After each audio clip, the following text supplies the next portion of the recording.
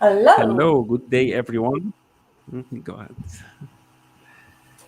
Good day to you as well. So I'm very, very glad to welcome you, Sharaf, on this new episode on conflict resolution. I understood that today you're going to tell us about transformation and change.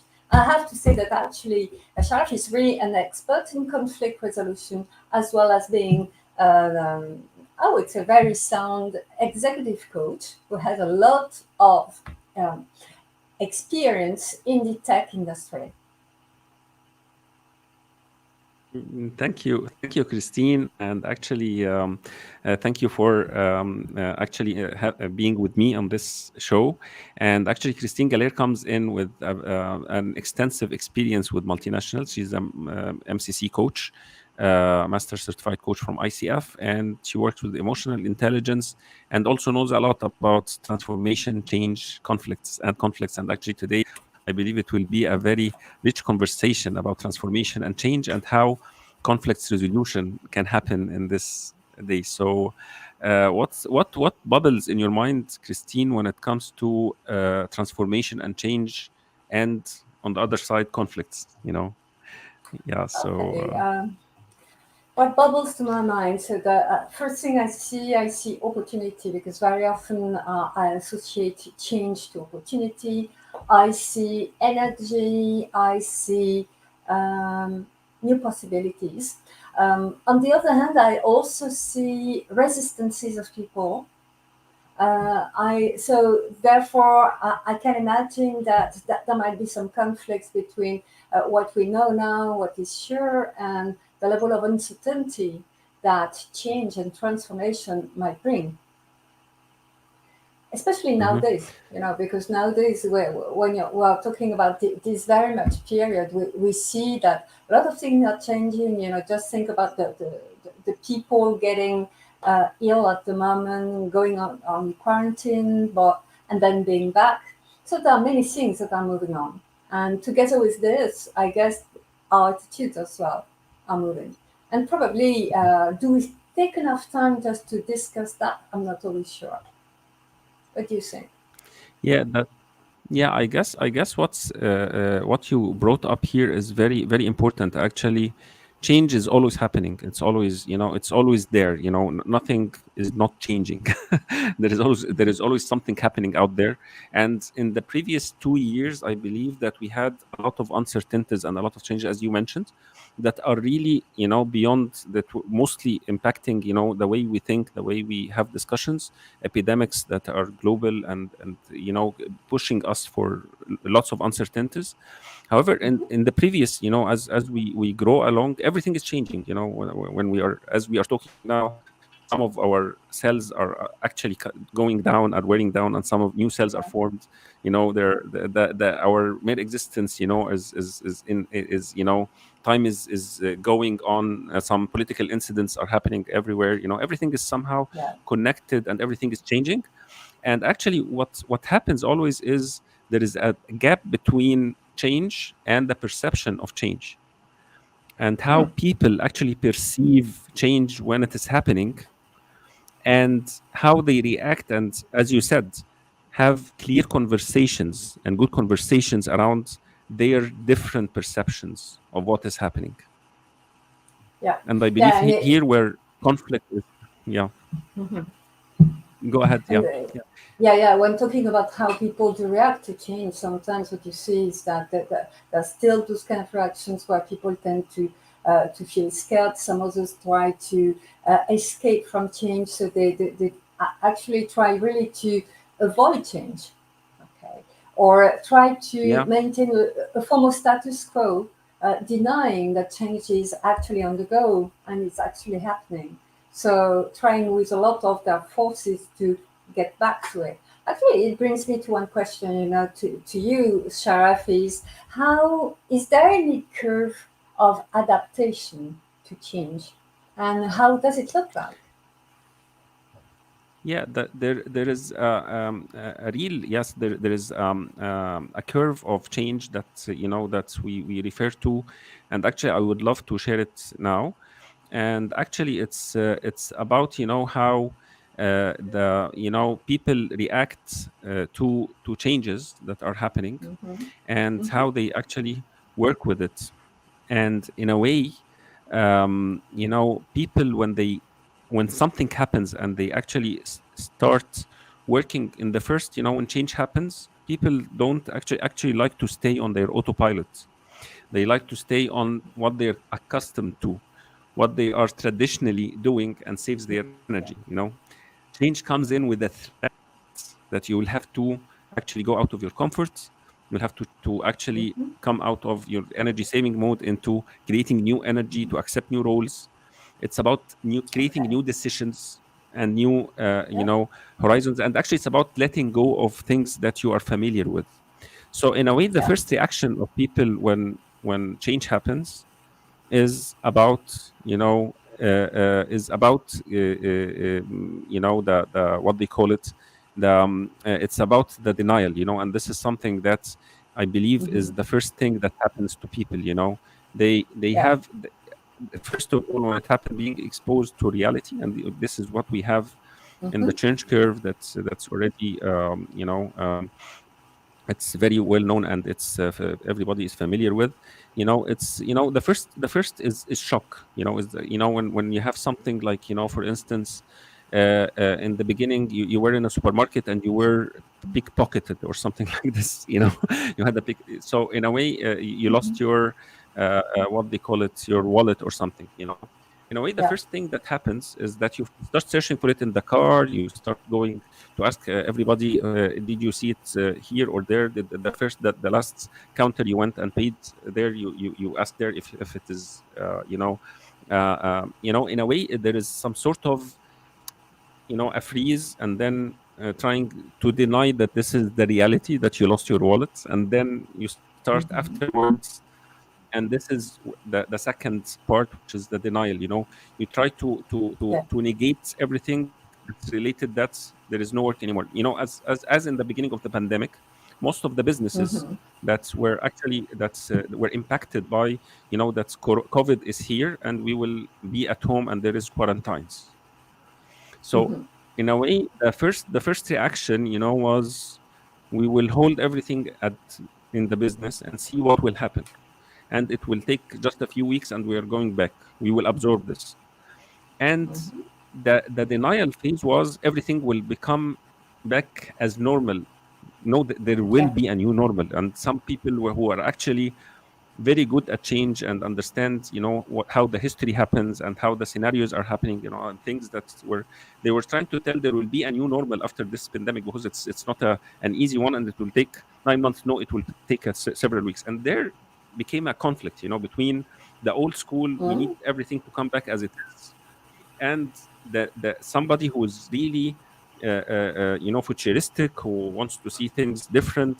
And maybe some of them served, some of these futuristic, observers were actually prepared for such a pandemic, and actually took the maximum out of it.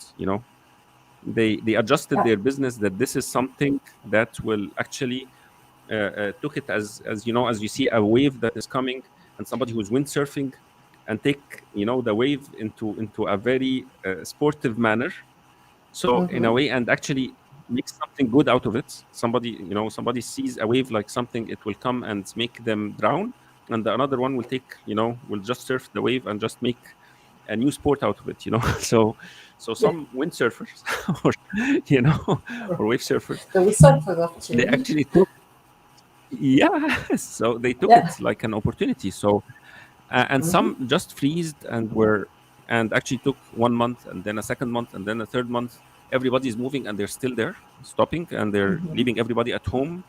We will not do anything about it, because we are not yet ready. So in a way here, I believe there was a major conflict in the communities and the organizations, about to do or not to do, to let the people stay at home or not stay at home, to start working with, do we work hybrid or not hybrid?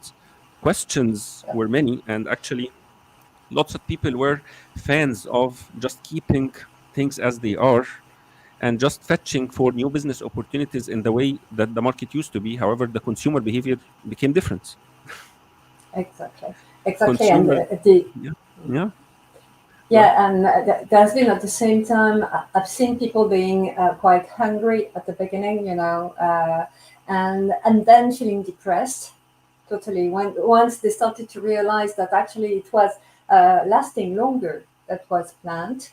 ahead. They were kind of depressed, they didn't know what to do any longer. Okay, Yeah, prior to start recovering while conditions were improving slightly. yeah. The real question is that really adaptation? What would be the way, according to you, to maximize that kind of changing curve? Well, I guess actually in the next step was actually to start accepting the reality, and this is where that's something I believe that's very very difficult. To go to Right. accept the reality, the new reality, and start here when and actually this is before that there is a rejection phase that you're saying, and there are a lot of emotions here, and the Mhm. emotional world is yes, this is the new world, but I hate it, I don't want it, and there is where we start victimizing. This is the first Yeah. reaction will be I'm a victim of it.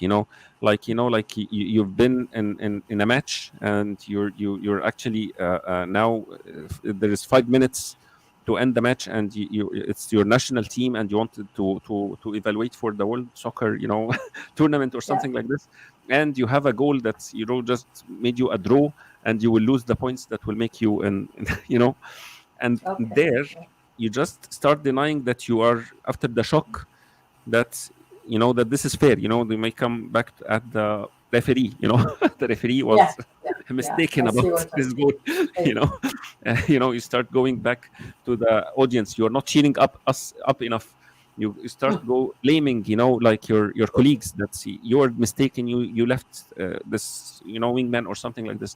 So the reaction here of rejection, that this is the fact that I'm not responsible for that, it's happening, and I'm dragged into it. I'm just trying All right. to. So it's in a way that's this is where some conflicts happen, that people don't really, and this is where leaders have to intervene, have to start looking at the emotional world of their employees. How they have to leave a space for venting out, to just let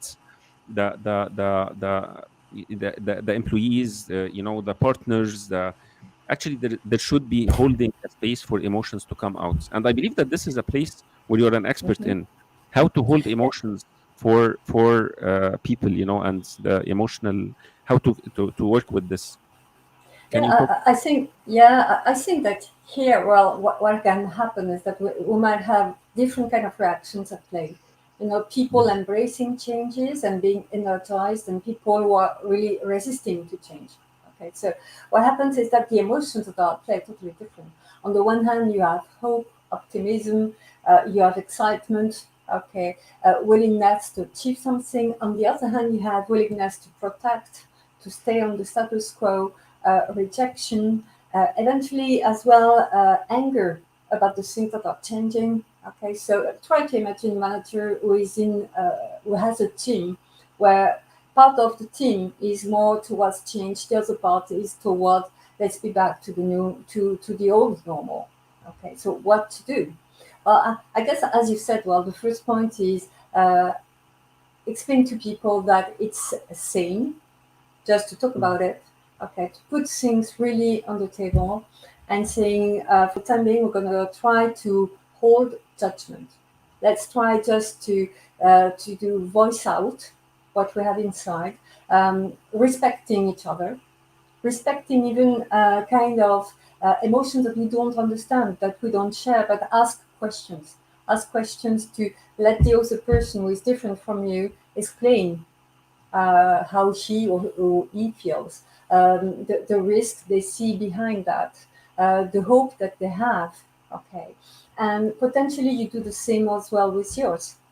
And I guess that's a difficult point for the management, for the manager of one team like this, is to bring them together and say, okay, how do we reestablish trust within the team?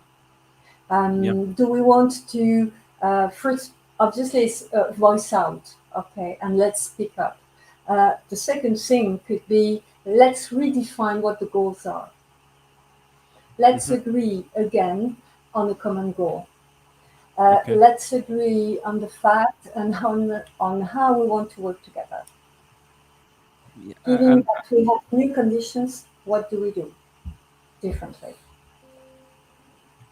and I guess here, Christine, I guess that we have here a very good opportunity when we actually have these kind of discussions, to open up for just very small, and when we accept and we actually vent these emotions and take, the people step forward into very small steps of change.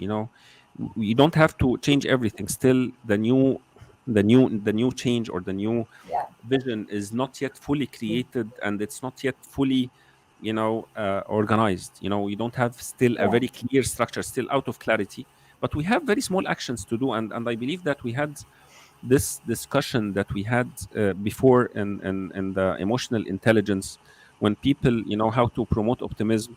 It's about taking very small actions at a time, like, very, yeah, this little actions, this little commitments, this understanding that this is the capacity now that we can work with, and this is the best thing we can do in the moment.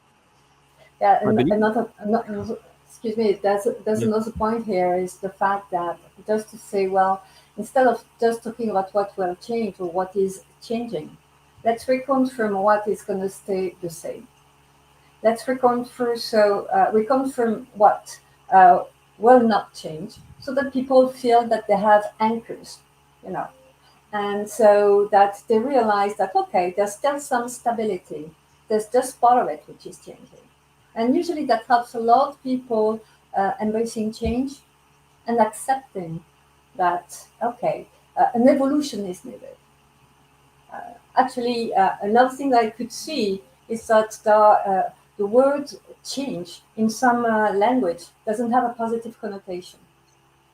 Oh, Yeah, so can if you you can you think, mention some of them, because actually in yeah, a well, way. Yeah. for instance, in Italy, Yeah. when you talk about cambiamento, meaning change, it's not Hmm. always associated to something being positive. If Wow. you talk about evoluzione, in that case, people tend to listen more, you know. Wow. So you understand that then the choice of words is quite picky. Okay. But That's I that's guess, that's mm, a very insightful look, because actually here it seems that the word change, even in some cultures, are different. This is the first time for me to relate to that, because actually in Arabic, the word itself of تغيير or غير or mhm, something like this is a very neutral word. It can okay, actually come to in a positive meaning according to yeah, what you are changing, mhm, and it can be something very negative when it comes to, a negative. So it's according mhm, to the inputs, whatever you, yeah, if you put a negative input, it will come out as a mhm, as a negative output. If you yeah, put a yeah, positive, so you can change either to positive or negative. It's very neutral. So it's the first time for me to, and I believe in English also changes is a very neutral word, but I this is yeah, the first time for me exactly.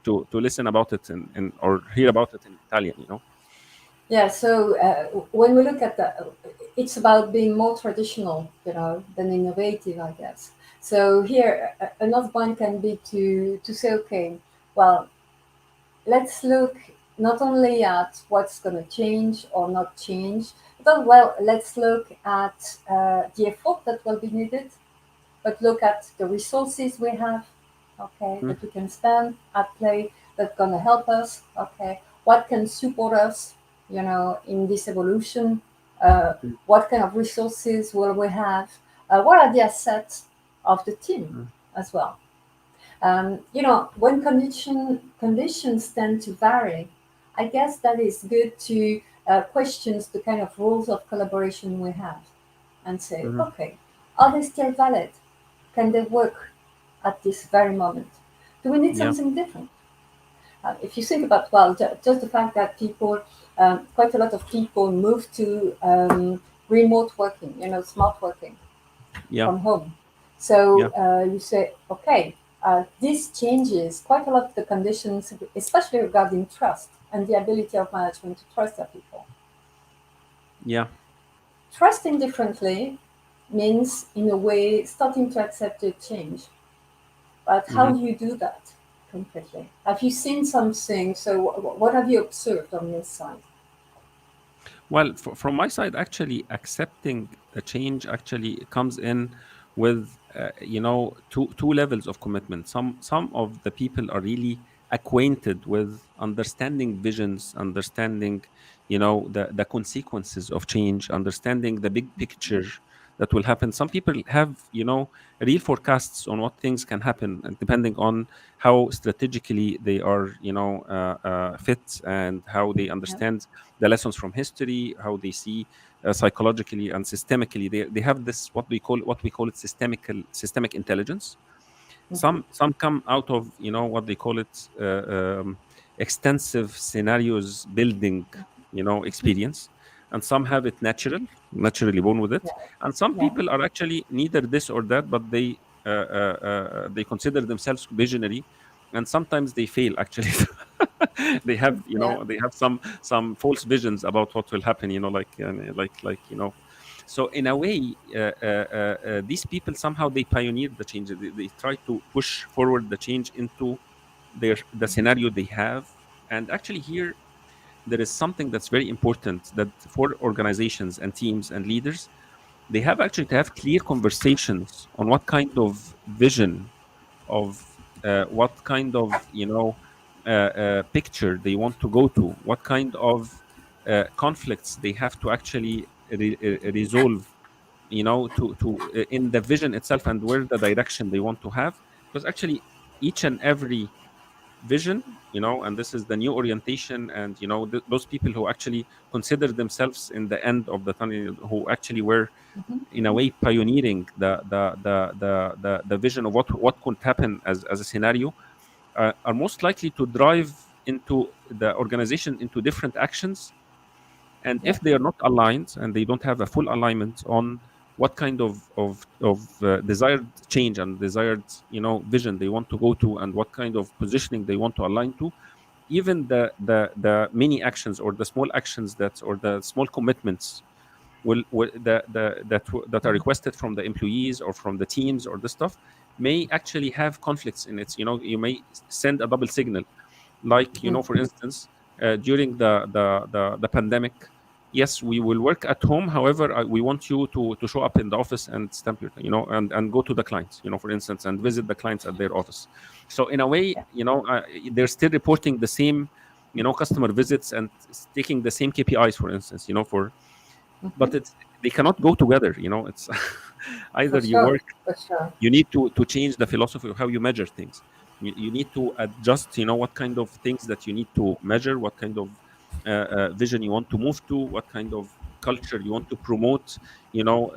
Things like that, how you show up in the meeting, what kind of Yep. time boundaries you're setting for yourself and your home, and things that, the work life balance.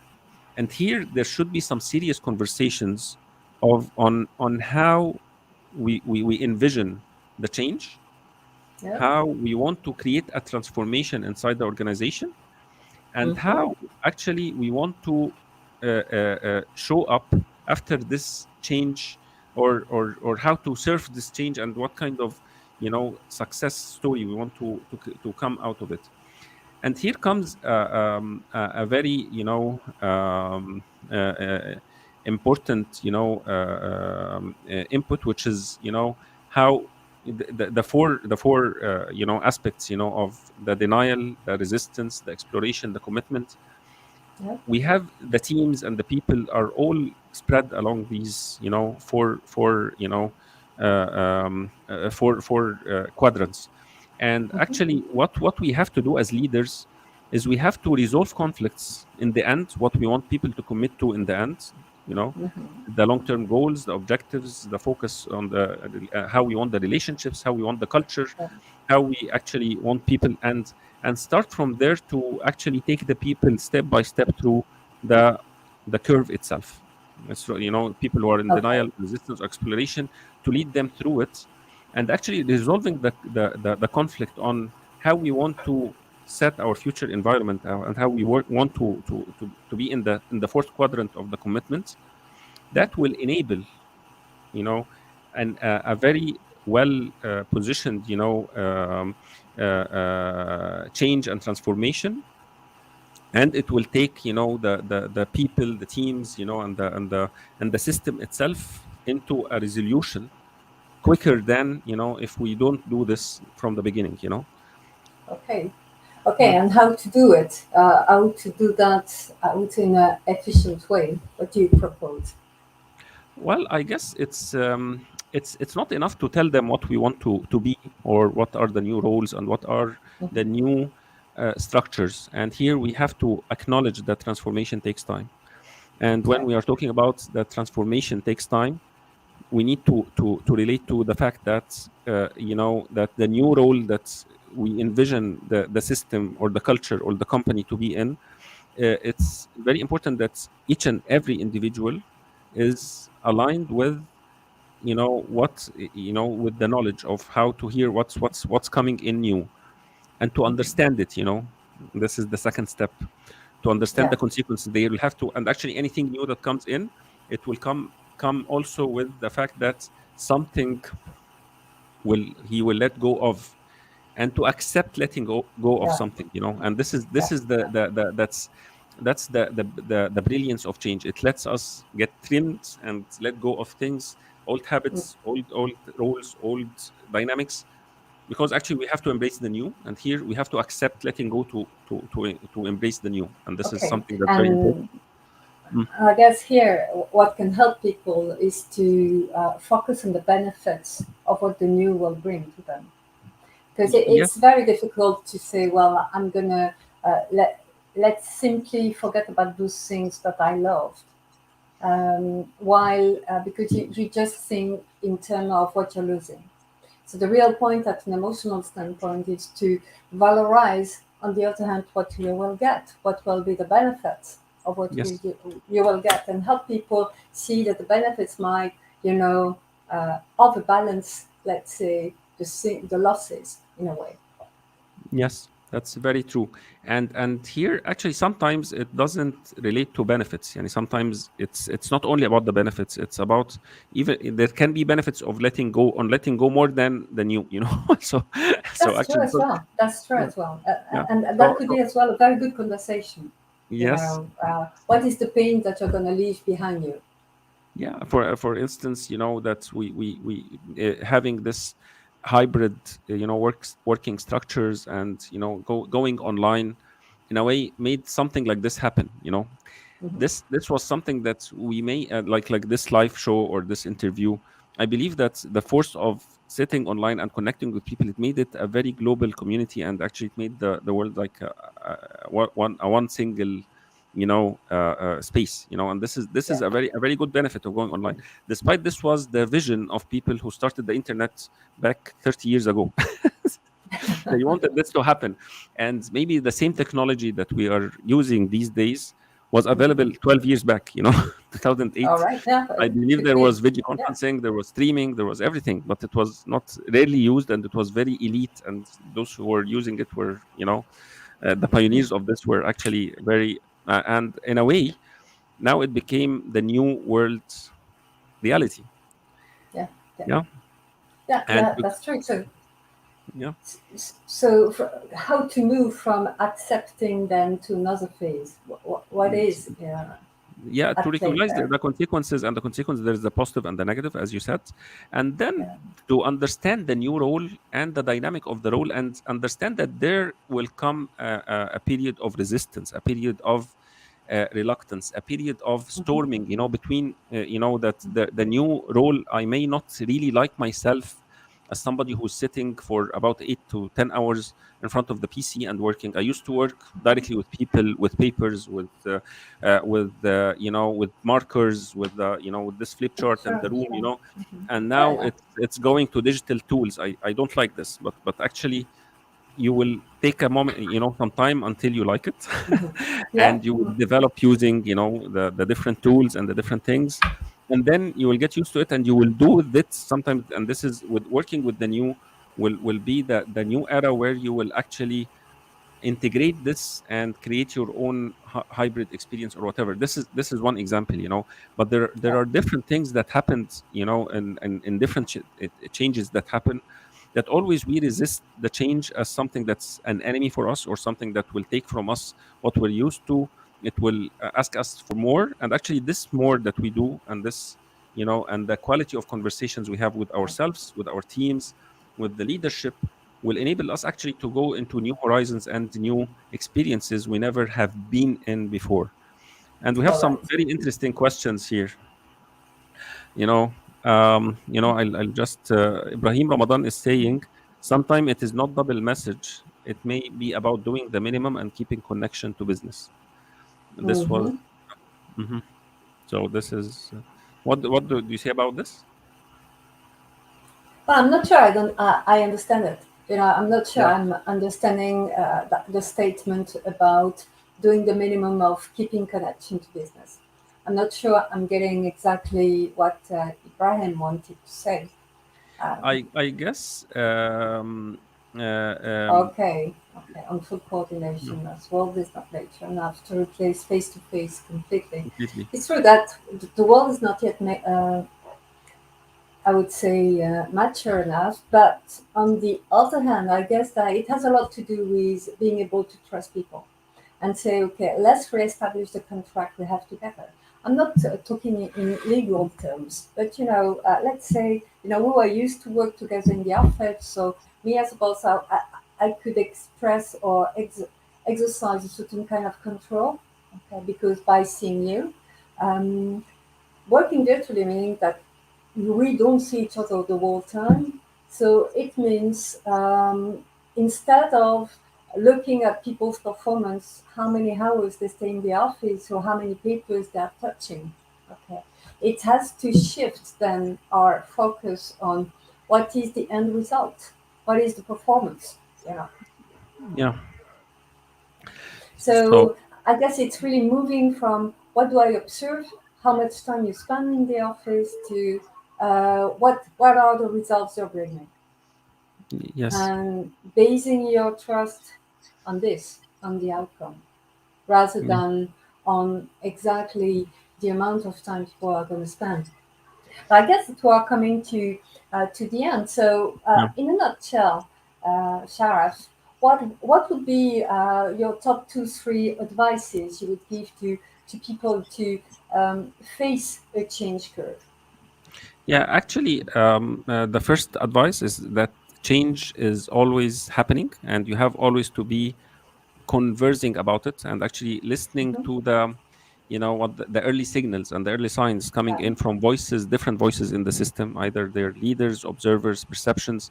So opening an open channel with everyone around you and with the environment around you, that's the business Mhm. environment, the system of the country itself, or the region, or the world, and keeping an open conversation always, to listen to what's happening in the change. That is something that really will avoid you a lot, and really resolving conflicts in the how, this, how the company will actually, or the organization will work with this change and transform. I mean, this is something that's very important. The second Yeah. thing, it's about alignment on who we envision ourselves in the environment, and Yeah. this is very, very important, and this is a very serious discussion that we need to envision, and make sure that we are already aligned in that. Mhm. And actually really learning, putting different scenarios, putting different, different, putting this on scientific facts, on lessons from history, looking for, and actually resolving conflicts about it. The third thing will be about, and this is a question that is coming in from Mayuya Basel, or Maya Basel. She's saying that transformation takes time, is a limiting belief somehow. And she's Could actually, be, yeah, could be it actually, could be, yeah. actually making sure that you have enough time to take the organization and transforming the beliefs, and the transforming the employees and the organization, especially with large organization Yeah. sizes. Then you to give some room for the employees and the organization, and the team, to land, in the new desired change and the new Yeah. desired transformation. And this will take time, give it time, to vent the emotions, to work with the denials, to accept the new roles, to play the new roles. It is a process. It's naturally, it's not a limiting belief. It's a systemic process. Everything, until it lands, until it works fine, until it reaches the status, or what we call it, the homeostasis, or the state where everything is set up and and habitual and ritual in the organization. Until we reach this, it will take time. Yeah, So that's what, and it's normal, and we have to accept the fact that it's a systemic thing. It's something that's beyond the yeah. ability of, yeah. So Yeah. Just in order to conclude to the last comment we said before, we showed just now, about the limiting convictions or beliefs and the ones that could be empowering us. I guess that that could be a very good discussion for Tim. What does limit us today? And what are the things we need to believe in order to yeah, be able to make the next step. Okay, yeah, to have the right level of energy. So I guess that instead of bringing, directly an answer to that question, we could just say, well, discuss it with your team, discuss it with the people you have in front of you, so that you mhm, understand, you share what are the limiting ones, but also you start brainstorming about what could help you, what could empower you to have success where you'd like to go.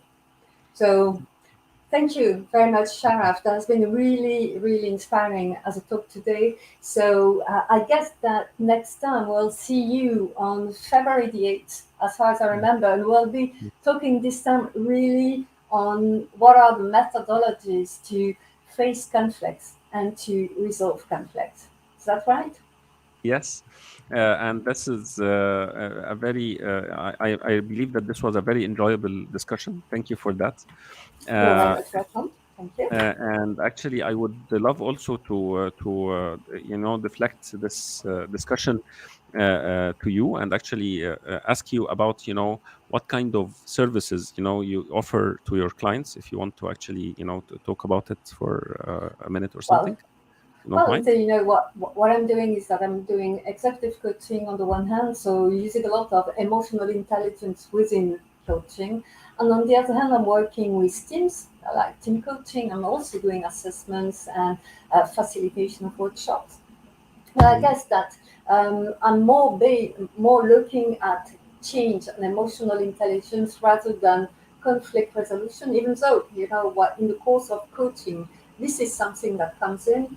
I would say that probably this is more your specialty. So, what would you offer to your clients on your side, Shara? Yeah, yeah. From my side, I actually people can connect with me on the connections that are down there on the banner, and I believe I'm offering them, how to work with their conflicts, their transformation, their culture. What how they can reach their culture, and work with the politics on the leadership level. And this is something that I'm offering to build trust and work with their power, and embrace it, to move forward with their organizations. And this is how I support leaders in the organization. So thank you a lot, Thank you very Christine, much. for that.